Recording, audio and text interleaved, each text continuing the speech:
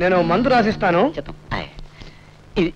ఇదేమిటండి డాక్టర్ గారు, పాపకి మందు రాసిస్తాను అని తల్లి ప్రేమ కావాలి అని రాశారేమిటండి? అవునండి, పాపకి ఇప్పుడు కావాల్సిన తల్లి ప్రేమే.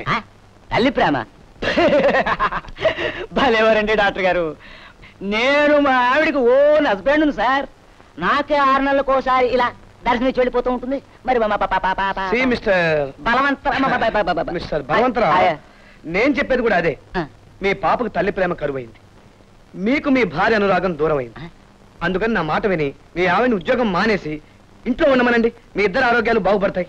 ఎందుకంటే మీ మనస్సు అనే సరోవరంలో ప్రశాంతత ఏర్పడాలంటే ప్రకృతి సౌందర్యాన్ని ఆస్వాదించాలి. మీరు ఏమనుకోనంటే అదో చిన్న మనవండి. చెప్పండి. అమ్మాలే, డాక్టర్ గారికి నమస్కారం పెట్టు. ఇది నా నమస్కారం అండి. మీరు మరో డాక్టర్ చేసి చూపించుకోండి. మా గొప్ప డాక్టర్ దొరికా నట్ట డాక్టరే.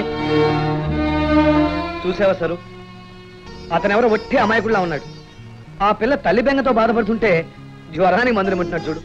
ఇప్పుడే కాదు, రోజు చూస్తూనే ఉన్నాను. నిన్న రాత్రి ఓ లక్షాధికారి ఫోన్ చేస్తే వెళ్లి ఆశ్రమంలో జాయిన్ అవ్వమన్నారు. ఇప్పుడు ఇంకెవరో పేషెంట్ వస్తే ఉద్యోగం అనేసి నక్షత్రాలు ఎక్కటమంటున్నారు.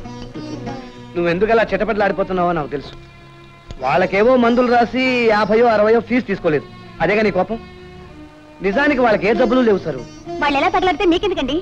అదిగా సార్, లేని రోగాలు ఉన్నాయని చెప్పి పేషెంట్స్ భయపెట్టి డబ్బు సంపాదించడం నాకు ఇష్టం ఉండదు.